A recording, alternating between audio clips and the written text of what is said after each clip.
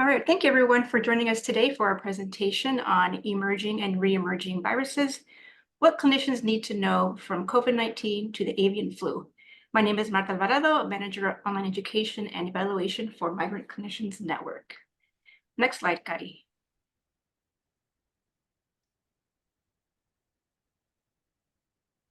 Before we get started, just to let our audience know that this webinar is being presented in English with simultaneous interpretation into Spanish. To select the language you want to listen to, at the bottom of your screen on the Zoom toolbar, there is a globe-shaped icon. Click on that icon and make your audio selection there. Likewise, to select the English or Spanish presentation to view at the top of your screen, there is a tab labeled View Options. Click on that View Options tab and a drop-down menu will appear.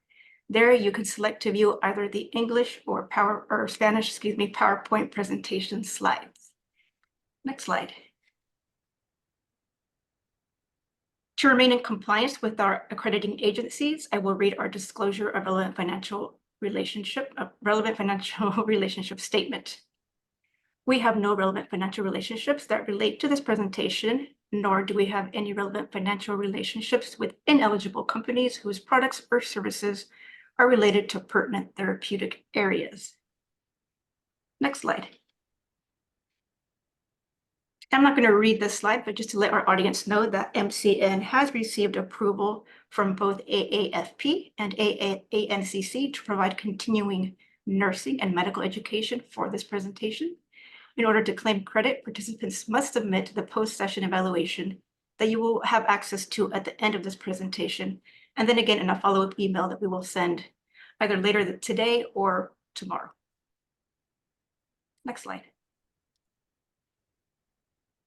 This webinar is being supported by the National Institute of Environmental Health Sciences. Continuing education is being sponsored by Pfizer, and the content we share today does not necessarily represent the views of NIEHS nor Pfizer.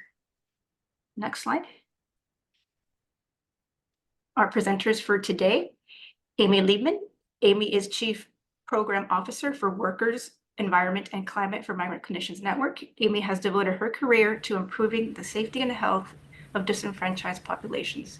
With MCN, she has established nationally recognized initiatives to improve the health and safety of our immigrant workers and their families. In addition, Amy works closely with the National Institute of Occupational Safety and Health, Centers for Agricultural Safety and Health. In her role with the Upper Midwest Agricultural Safety and Health, which is also known as UMASH, she has served as co-principal investigator for several projects dealing with immigrant dairy workers, health, and safety. Dr. Laszlo Medeiros is Chief Medical Officer for Migrant Clinicians Network. Dr. Medeiros is responsible for the oversight of MCN's clinical activities and serves as a subject matter expert for various topics in migrant and immigrant health.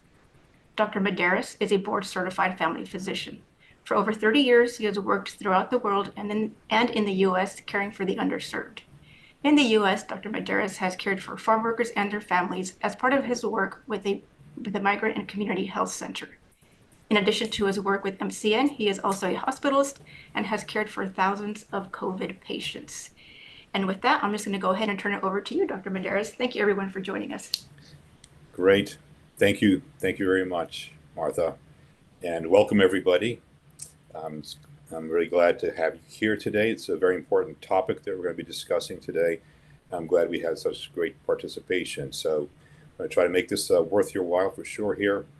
And we'll get started. I'm going to take my camera off first just to help the visual here. And we can get started with the next slide.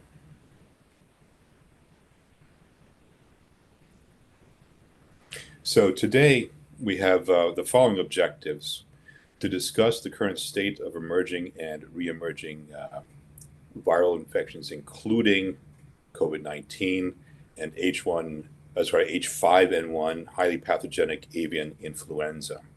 I'll speak a little bit about long COVID in relation to COVID-19 additionally, but our main focus is going to be COVID-19 and H5N1. We're going to review the clinical guidelines for treating and preventing COVID-19, and again, the highly pathogenic avian influenza, otherwise called HPAI. We're also going to identify culturally contextual resources and best practices that can be used to address COVID-19, the H5N1, and other issues in respiratory health in migrant, immigrant, and asylee patients. Next slide. So first, I'll discuss the current state of COVID-19. Over the last 4 years, starting in January of 2020 to May of 2024, my group in South Central Pennsylvania at a small hospital of 260 beds has treated over 5,000 cases of COVID-19 in patients who were sick enough to require hospitalization. And you can see the trends there, very similar to what we experienced in our local hospital, we're experiencing nationally. And we want to note now that the death rate has come down quite a bit, but COVID-19 is still present. Thankfully, there's much reduction in mortality and acute morbidity. There are fewer ER visits and ICU admissions as of May 2024. And currently there's less than 150 deaths per week. And that's compared to January of 2021, for example, when you could see over 25,000 deaths in the United States in 1 week. That was our absolute peak. Subsequent to that, we had the vaccine, and more people were starting to take precautions and get vaccinated. So the peaks were starting to decrease over time, and you can see that now we are in a state where there's very little deaths, thankfully. The orange line shows us the total deaths per 100,000 in crude numbers. You can see that it rose dramatically in the first 2 years and then started to plateau. And right now, hopefully, we'll see that continue to plateau and not increase as heavily as it had in the past.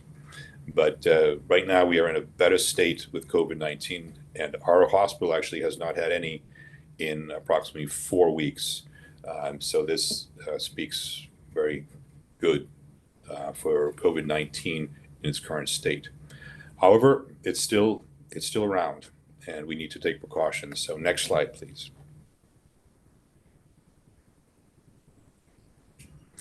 So what are the best prevention practices?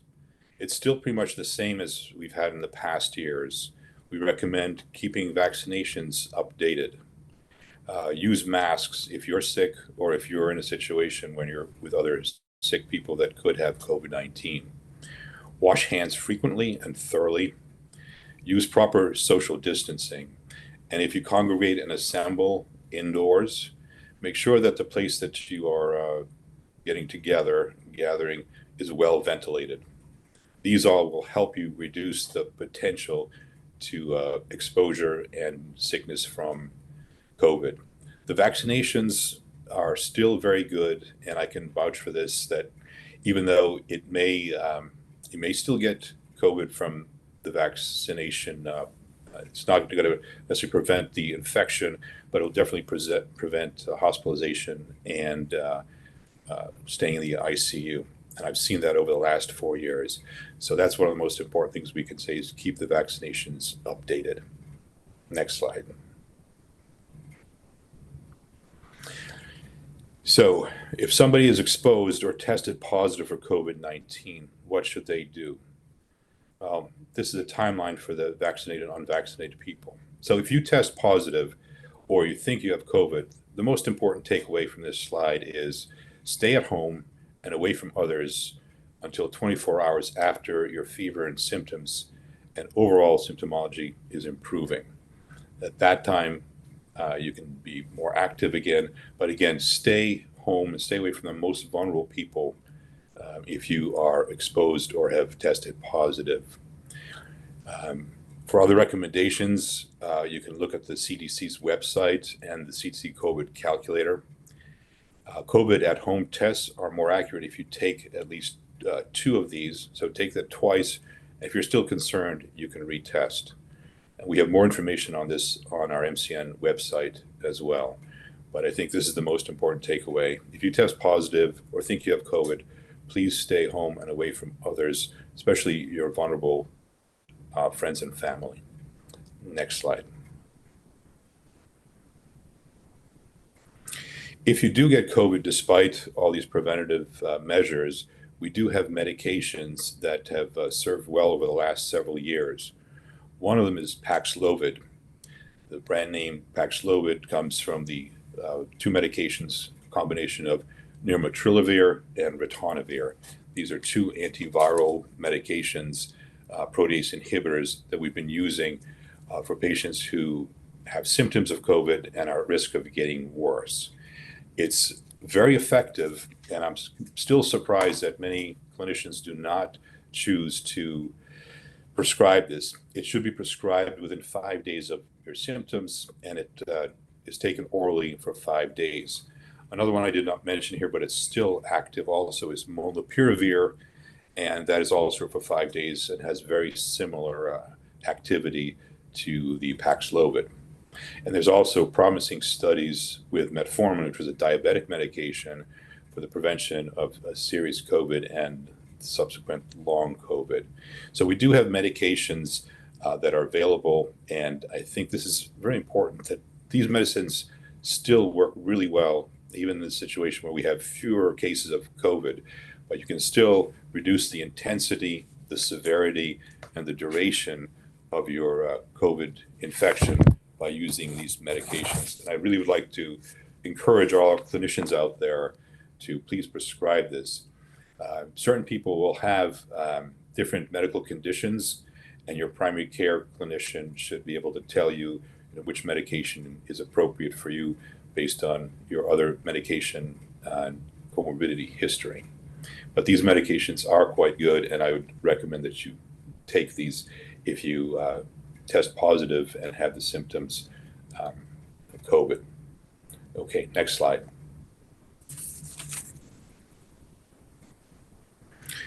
Again, vaccinations are effective in keeping you from getting so sick that you require hospitalization and intensive care, but surprisingly, only 23% of eligible adults receive the updated fall COVID vaccine. You can see that nationally in the United States, about 42.6% say that they would definitely or probably not get the vaccine, and that's quite unfortunate. There's another group that said they are unsure. That's another 26%. Some people are planning to get the vaccine, but they haven't gotten it yet. But basically, we are at a situation where only 23% of eligible adults received this fall 2023 vaccine. So I think we have a ways to go to prevent COVID from reemerging with new variants by encouraging our patients to get vaccinated. There's certainly room for improvement here. And it's still one of the best things that we can do to prevent disease from spreading through our friends and families in our workplace. Next slide.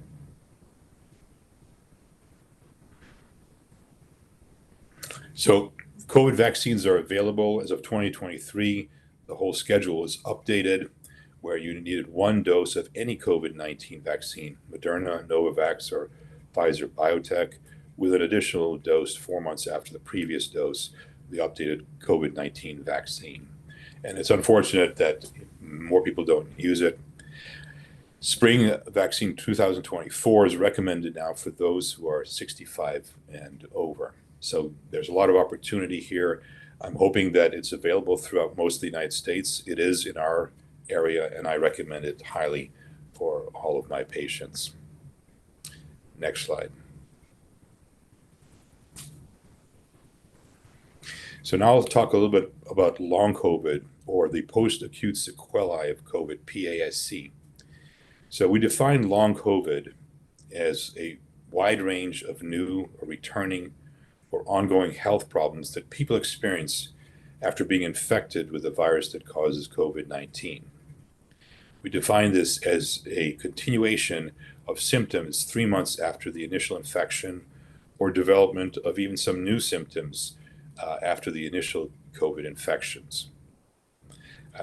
We define it also as symptoms that last for at least 2 months with no other explanation. Now, this is very challenging for clinicians because long COVID has effects on many different organs and can be mistaken for any of several different other pathologies. And at this point, it's a challenge to see what what comes of the diagnoses, but it's important to rule out other things that may mimic long COVID and come up with the diagnosis that fits these criteria. Next slide. So there are no biomarkers specific for long COVID.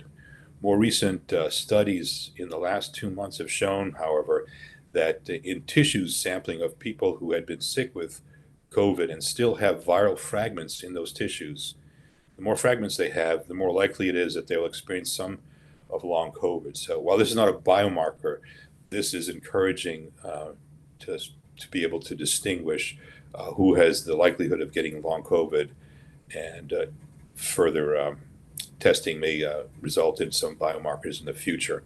But as of now, we do not have any biomarkers for long COVID. Also, there are no FDA-approved drugs for specific treatment as of today.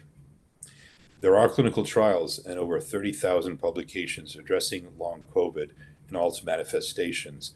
You can see those in cardiology journals and pulmonology journals because it affects so many different organs. And there are multidisciplinary post-COVID clinics that are growing in the United States trying to treat these multiple constellation of various symptoms of post-COVID infections. Still, the best thing you can do not to get long COVID is to avoid getting COVID. And the best you can do to avoid getting COVID is getting vaccinated and those precaution measures that I just talked about a few slides ago here. Next slide.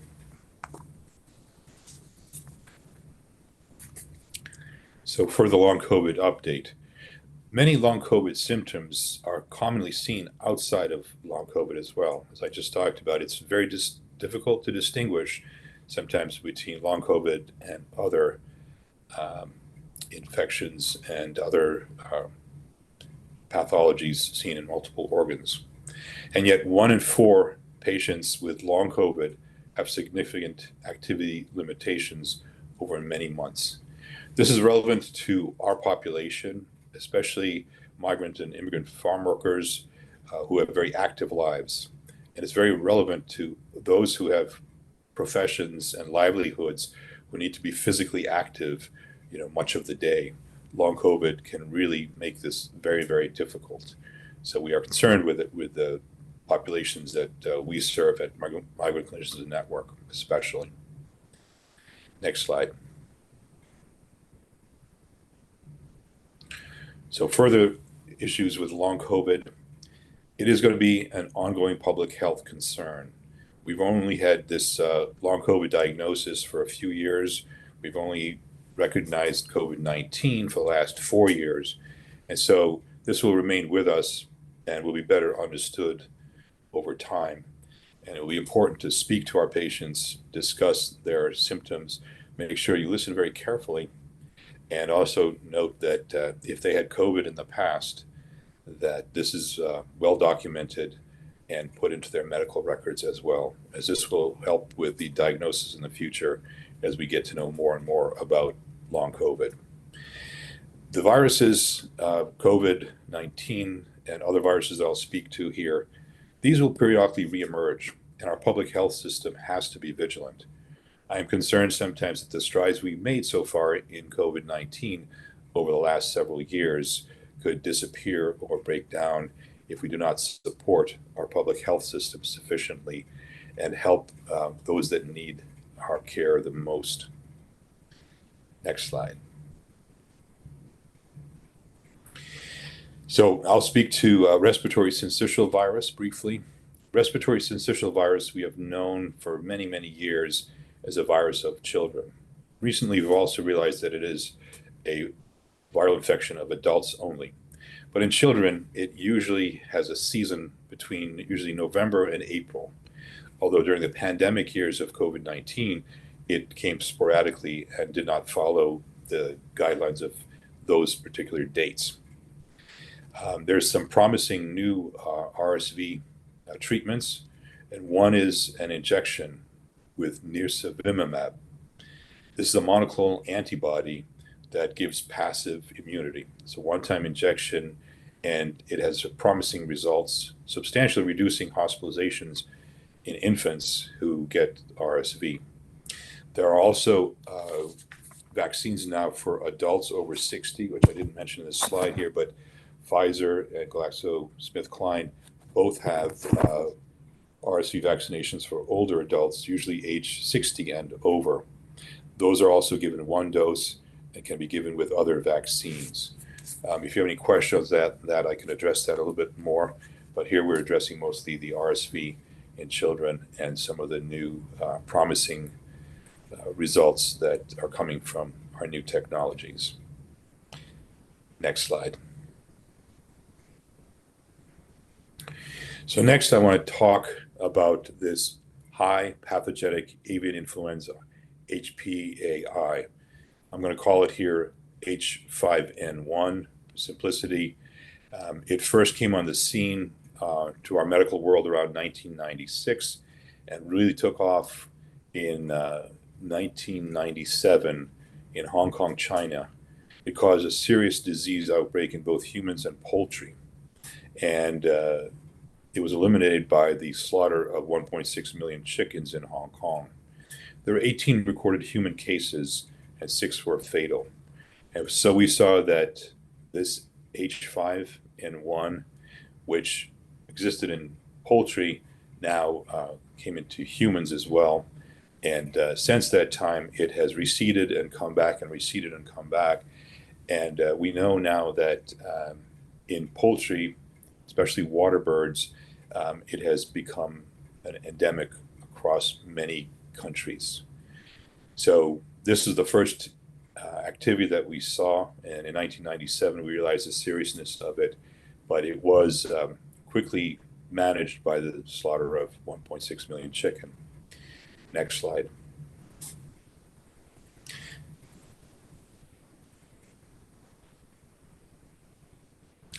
So highly pathogenic avian influenza A, again, H5N1, has now spread from birds to cows. We start to realize this in other countries as well, but in the United States, we just became more aware of it. And in just the recent months between March and May, we've noted that now 9 states have outbreaks in cattle. It has affected 56 herds, and it has now gone between one cow to another. It has unfortunately begun to spread, and now we have human cases also from cow to humans. As of just in the last few days, we realized that there's 3 confirmed cases in the United States, 1 poultry worker and then 2 dairy workers.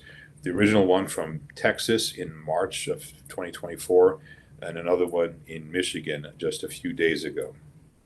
So this avian flu has spread from birds to cows, cows to cows, and now cows to humans. The important thing to remember here, though, is that there has been no known human-to-human spread as of the current date. So this is really important. We want to be vigilant, but this is not a growing human pandemic at this point. We want to make sure that you know that human-to-human spread has not happened at this time, and the CDC and WHO and public health is becoming very vigilant, but we still say that it's very low risk to the general public. So the important thing here also to know is that this virus in the confirmed cases has not been severe. It has not led to hospitalizations or death, but it is concerning that it can spread from cows now to humans. And given our dairy industry and the vulnerable patients who are potentially going to be exposed to large amounts of beef cattle and dairy cattle, this can be concerning. However, H5N1 is not a novel virus. It's been around and we've been studying it for years. Again, I mentioned 1996, 97. It came on the scene and it's been followed and studied over years. There's subvariants that we know can be followed very closely, and there are vaccines that have been developed. They haven't been deployed on a large scale at this point, partly because there have been no human-to-human spread. But I think the CDC and WHO are in preparation in case this does go from human to human. But so far it has not. And so I think that's the main take-home message at this point. No human-to-human spread and mild symptoms thus far. Next slide.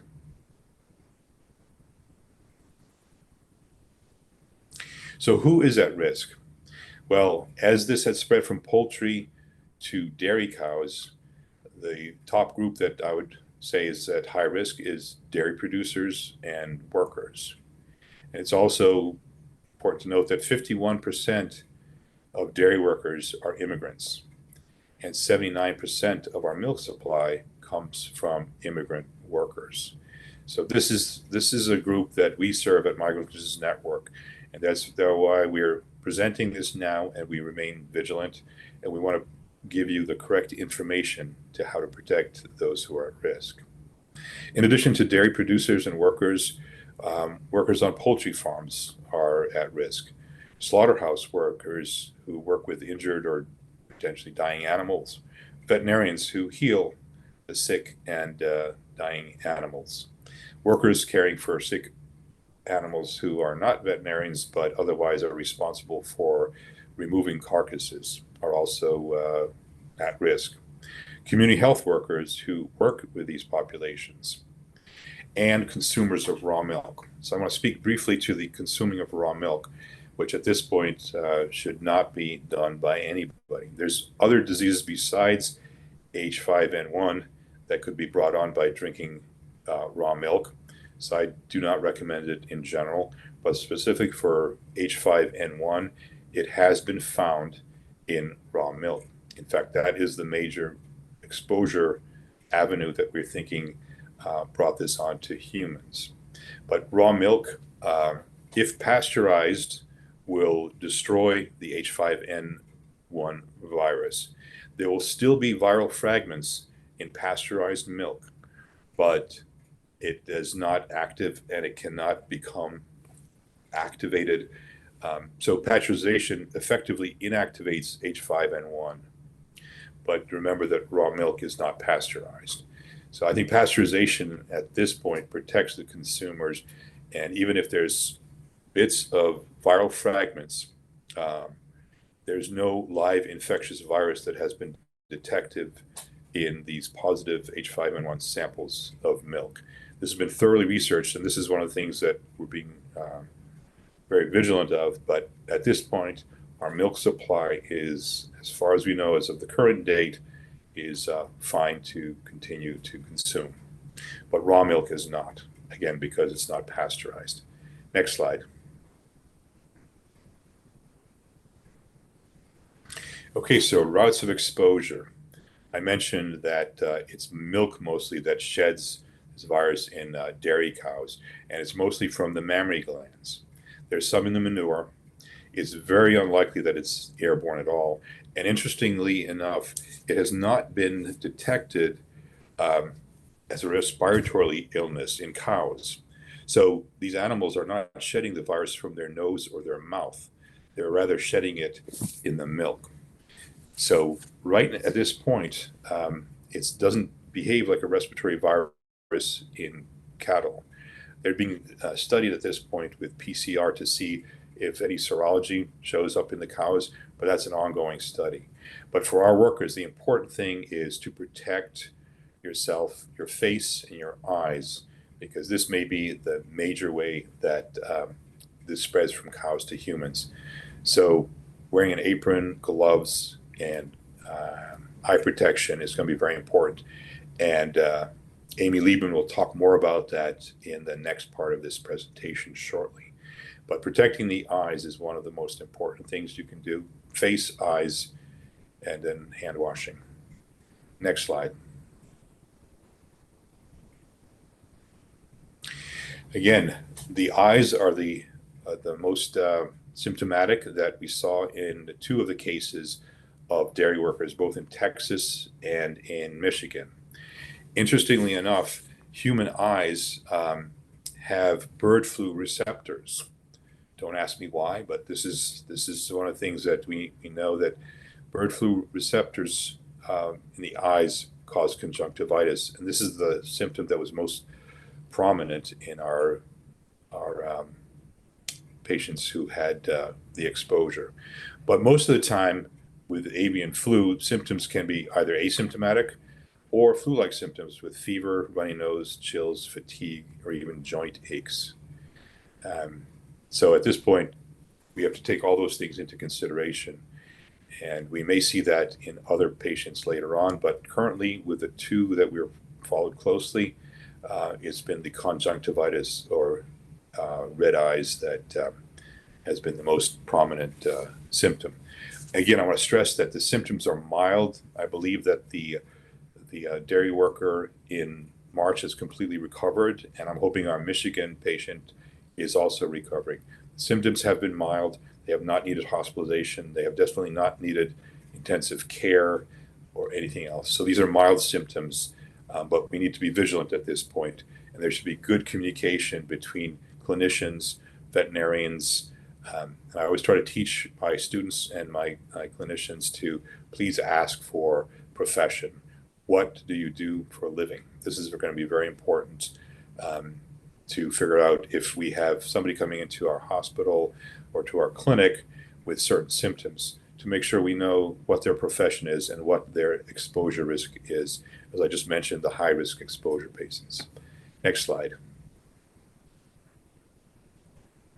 So yes, recognizing H5N1, patient history, their work, their environment, where do they live, where do they work. And so we just talked about the at-risk populations, veterinarians, dairy workers, poultry workers, people who work with sick or dying animals, and people who work with milk. So we do have confirmatory lab testing, and we send those at this time to our local state Department of Health to confirm that it's H5N1. Next slide. So again, environmental occupational health screening questions for the primary care setting. Describe what kind of work you do. Are there any physical activities that you do at work, away from work, that you feel are harmful to you? And are you exposed to chemicals, fumes, dust, noise, etc. at work, away from work? We have these available as screening questions for primary care settings, and Amy will go over these a little bit more, and we also have that on our website at MCN. Next slide. So again, what can we do? Personal hygiene, protection, hands, face, make sure you wash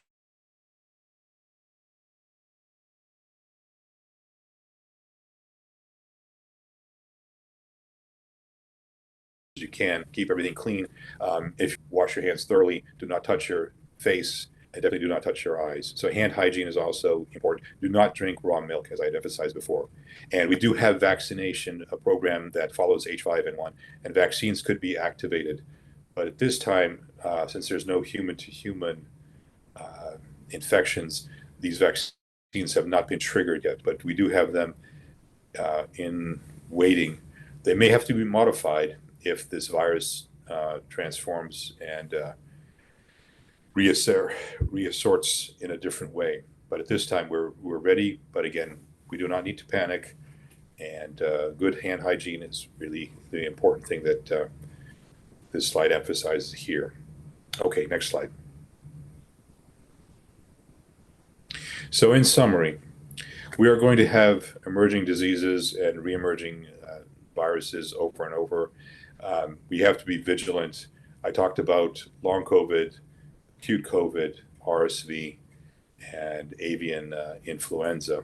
There are many other viruses. They come and go, but they are around, and sometimes they lay dormant for years and then become active. So we have to know who is most at risk. I mentioned the elderly in some situations. With RSV, it's mostly the children. With H5N1, it's mostly workers who work in those specific areas. But knowing who is at risk in your patient population for any given virus is going to be very important to determine how you're going to react to what you're seeing.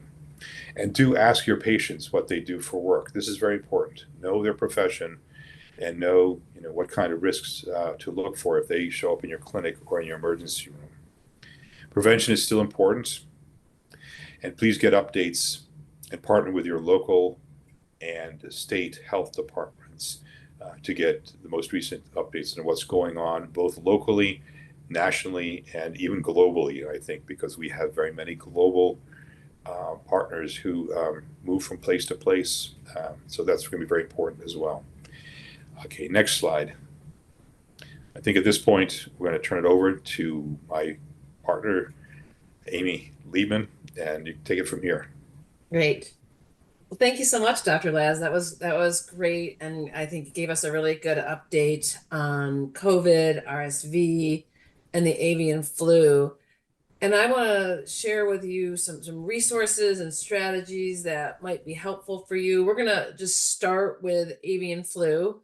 I want everyone to know that MCN has set up a webpage specific to avian flu, where you'll be able to find a number of resources, links to the Centers for Disease Control and Prevention and their latest updates, and a number of different resources. So that's on the MCN webpage, and please take a moment to take a look at that when we're done with this webinar. I think it's a really helpful resource for you. Next slide, please.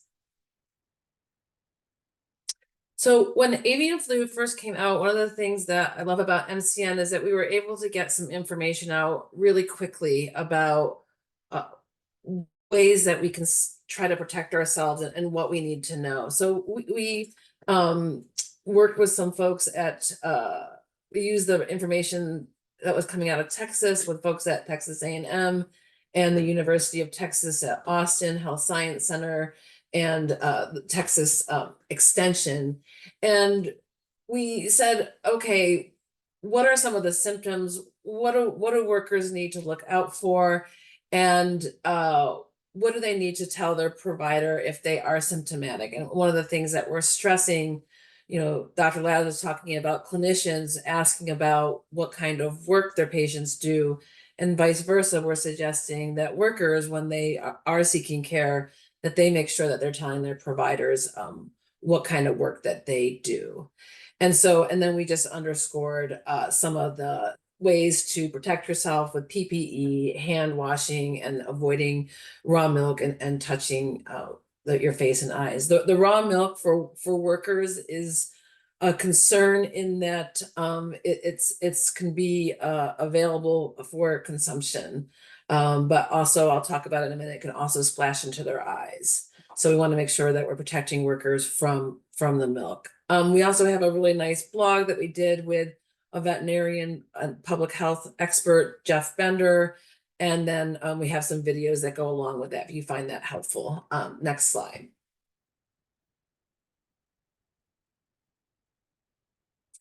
So I wanted to talk a little bit about the personal protective equipment and some of the recommendations that are being offered, and hopefully give you some guidance that you can talk to your worker population about.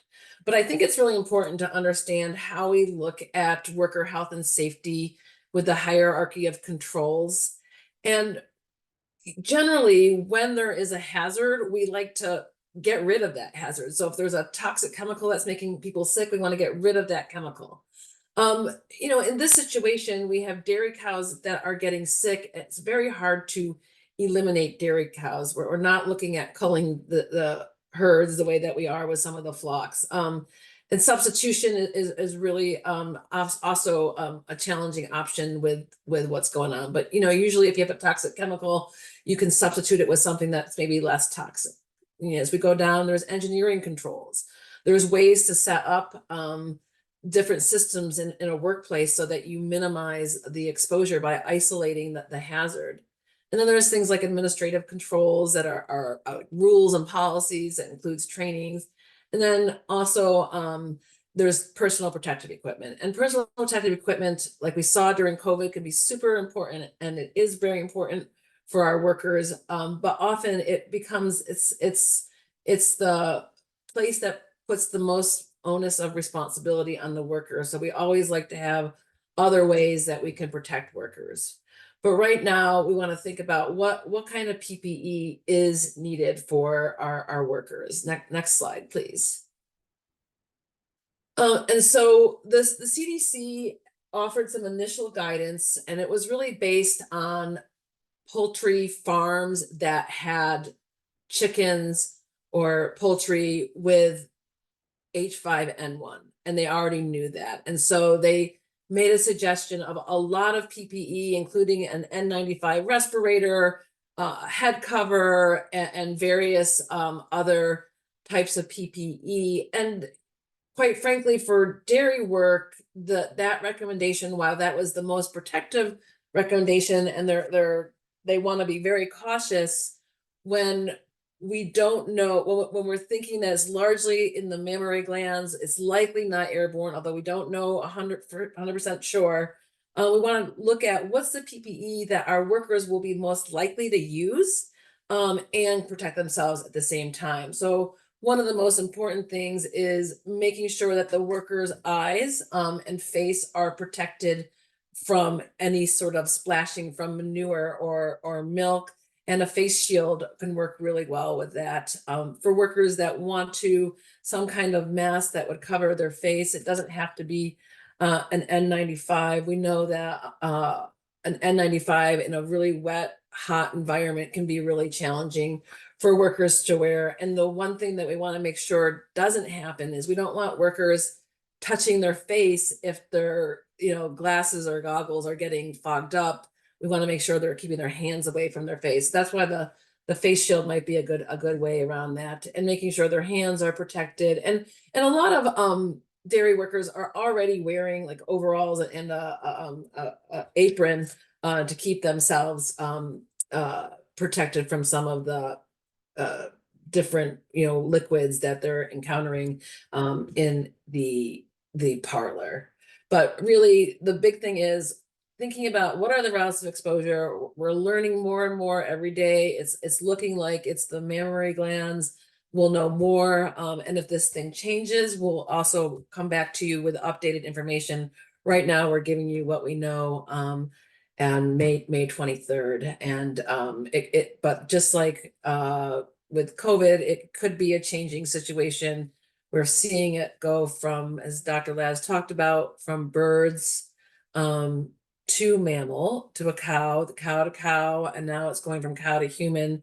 Right now we haven't seen the human to human spread. And another really important thing as community health workers and clinicians out there to remember, we talked about the 2 documented cases of of dairy workers, the one that came out yesterday and one that was a couple weeks back. We are hearing anecdotally that workers are indeed getting sick. By and large, the symptoms are tending to be mild, which might be keeping some away from seeking care, but encouraging workers to get in and get tested really helps us understand what's happening in the community and can help us be prepared. Next slide.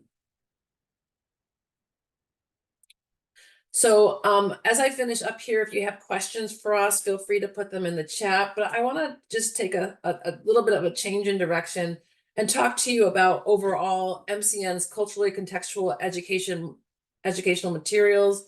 We have a lot of dairy worker health and safety materials that we've developed. But also I'm going to move through and talk about some of our COVID materials and how we're adapting them, and some of the respiratory resources that we have as well. But one of the things that we like to do at MCN is we like to make sure that the materials that we're developing are really relevant to the reality of the immigrant and migrant worker. We want to make sure that we're connecting to their values and what's important to them.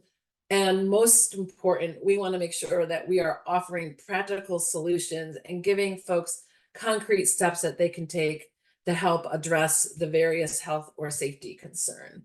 And so with that framework, that's how we design and look at a lot of our materials. Next slide, please. So for your viewing pleasure, we have a plethora of MCN's COVID resources in our COVID hub. And the reason we're sharing this with you is, yes, COVID's still here, as we talked about at the beginning of the presentation, but there's a lot of pieces in here as well that we can use for different types of health and safety concerns. But just know that this hub has a number of editable templates for you, clinical education, lots of resources from different partners, and outreach tools. Next slide, please.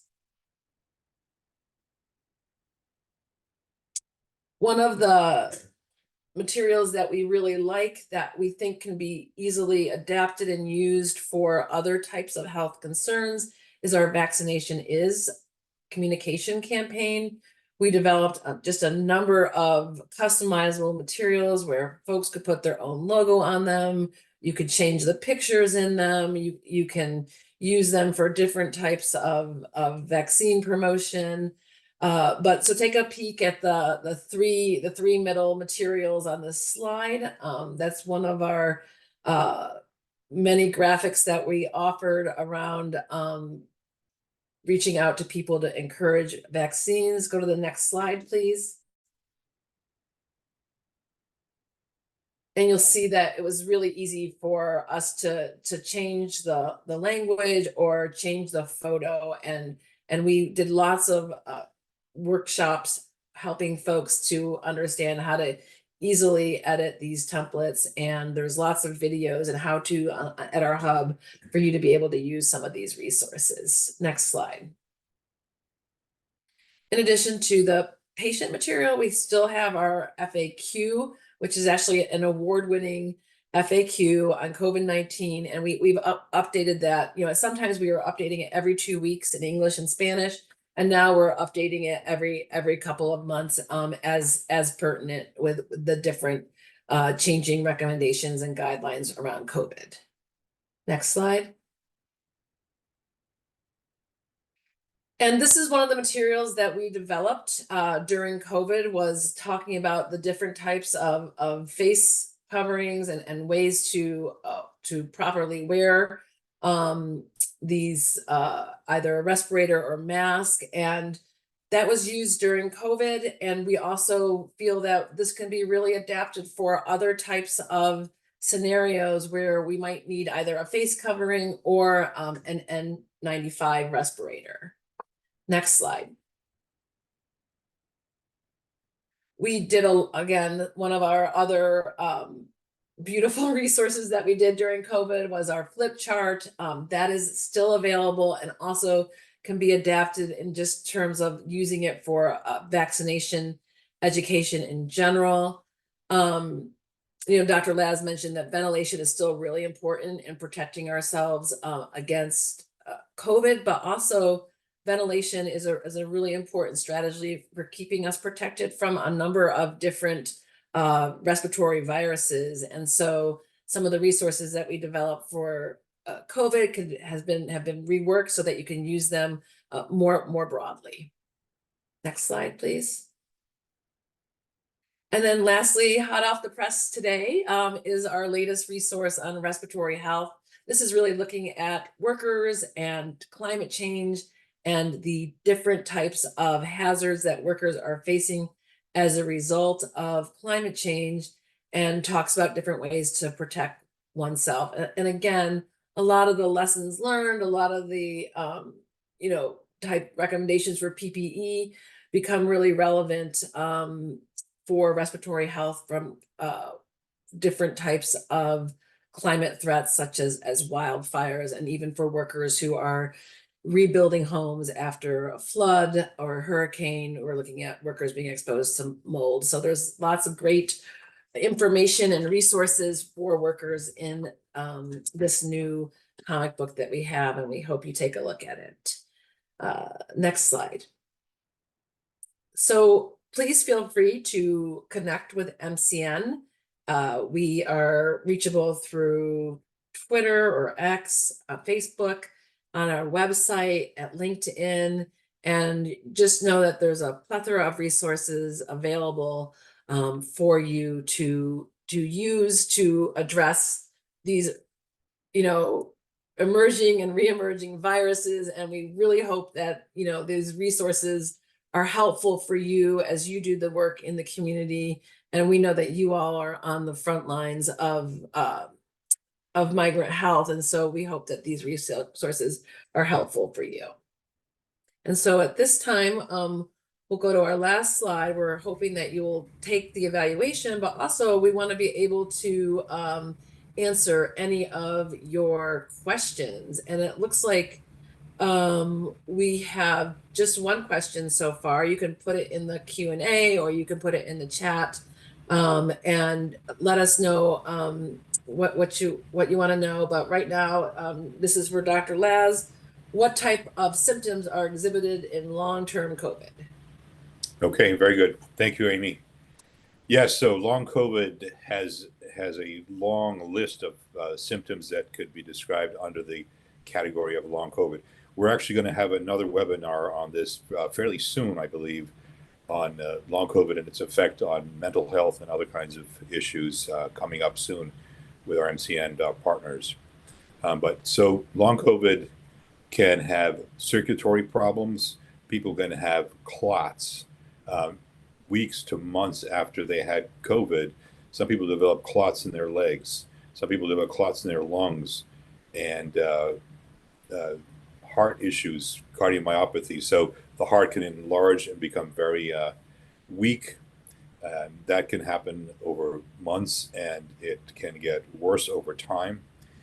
The people who get long COVID generally, who've had COVID before, if they're vaccinated against COVID, seem to have less of an intense symptomology than the ones who never got vaccinated and who spent weeks on a respirator or a ventilator. So there's so many different things I could talk about there with long COVID. To make it short, you can get vascular problems, problems with your lungs, problems with your heart, problems with your brain. You can have brain fog for weeks. Some people had this when they're in the ICU and got intubated for days and days. Other ones didn't even have that kind of symptoms, but left the hospital and had brain fog from having had COVID. So we will get into that a lot more. Like I say, I can do a whole webinar on that and just on the long COVID symptoms. But those are some of the major ones that we have: fatigue, depression, brain fog. Not being able to do the things you used to do before is quite significant. Some people who are very active, had been very active, can no longer be active. Their heart rate goes up, their breathing gets out of control. So those are some of the major ones. Hope that So answers. Dr. Laz, we have another question from Mary Jo. Martha's gonna go ahead and unmute you so you can. It sounds like you want to ask us a question. Yes, thank you so much. I really appreciated all the information that you provided. I guess I had a question, and then I also just wanted to note, I put in the chat, we developed 2 videos on long COVID. What is long COVID? And we've developed, because it's, according to the CDC, one way to track it is to track your symptoms. We developed a handout that the providers can put in their hands to track their symptoms. But my question was really about the avian flu. So in this discussion about the avian flu, you're talking about PPE and sort of everything is PPE. Will there be any provision of free PPE through different channels? Because one of the feedback that we've gotten from farm workers who are concerned about the avian flu is, okay, you have your lunch break. You don't change your overalls during your lunch break. You don't change your gloves during your lunch break. And so what I see as a concern is the provision of free PPE to the farm workers. And I'm not sure, if that will go back like during COVID when we had provision of free PPE. While there may not be many cases, there's a lot of anxiety among dairy workers. Right. And I think that's a really important point that you're making. And so the challenge is also that some of the PPE that's disposable and wearing it on a dairy is only going to last not very long. The CDC has encouraged state departments of health to go into their supply of PPE and distribute PPE to producers that request them. The challenge with that is that it's based on the producer requesting it. And so we're encouraging the CDC to think about other community-based organizations, such as the ones that work with farm workers directly, for them to be able to provide directly, not only to be able to provide the PPE, but also talk about how you use and don't use it. And you're right in terms of the lunchroom. I do think that there is some donning and doffing when they do have lunch, from what we've seen in dairies previously, and then that the importance of stressing the hand hygiene before eating or touching your face is really, really important. So it is really challenging right now. We're not necessarily looking at different kinds of engineering controls to keep the potential routes of exposure from the workers. We're left with PPE, and then it's challenging in terms of being able to get that PPE to the workers. And from our perspective, we want to make sure that it's also the right PPE, that we're not sort of creating a false sense of safety by giving them all this PPE when that's not going to work either. So it is a really fine line. And so I think some of the steps, particularly around the hand hygiene and making sure that that face shield is available, is really, really important. So can I ask Dr. Laszlo one more question? So if it's Sure. from the fluids from the cow, yes, and you've seen it spreads through the eyes, okay, safety glasses, goggles, hand washing. But if it's the fluid from the cows, it's likely that people will be affected by manure spatters on their overalls. That's where it will be. Right. So I don't That's know. true too. Yeah, yeah. No, I understand. I had the equipment that I wore the last couple of years in the hospital, the PPE that I wore there, is not all transferable directly to a dairy farm. I have a family member, a brother-in-law, who's a dairy farmer, and I go out and work with him, and I know that the goggles I wear in the hospital are going to fog in any sort of dairy situation. So we have to be vigilant and talk to the people who are on the ground experts to see what we can do practically. What is the practical things that we can do? So certain kind of goggles that don't fog, or glasses of some kind, or a face shield that will not fog when you're in a humid kind of dairy parlor environment. And yeah, so then washing off your boots and your lower extremity basically with water, and hopefully not spray it up towards your face. Certain things that I think are done already to prevent mastitis in dairy cattle are still very good. The nitrile gloves are very good, but more frequent hand washing may be required, and certainly soap and water and good hand washing techniques.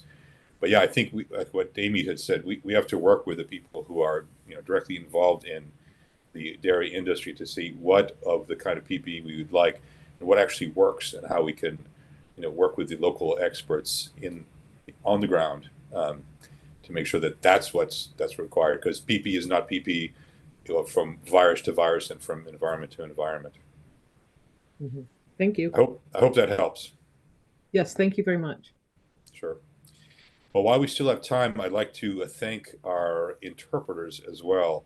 I know I tend to speak very fast and provide a lot of information, and often use medical terms, and it's not easy to be an interpreter when I'm speaking. So I definitely would like to thank our hardworking interpreters for their efforts here. And I want to thank all you guys for the hard work that you do, caring for patients and caring for our more vulnerable populations. And then I don't know if there's any other questions, we can certainly stick around for a little while longer. I think we're good on the questions. We don't have a lot of questions. You guys are quiet today. All right. Yes, thank you, everyone. Just a quick reminder before we leave. I will be sending a follow-up email. It's pretty late in the afternoon for a lot of you guys, so if I don't do it today, it will be sent to you by tomorrow morning. And with that, I want to thank again Dr. Laszlo Medeiros and Amy for presenting on this very important information today. And also, just to state again, a very, very special thanks to our interpreters who do an amazing job making this information accessible to our Spanish-speaking population. So thank you so much, everyone. Have a great rest of your day.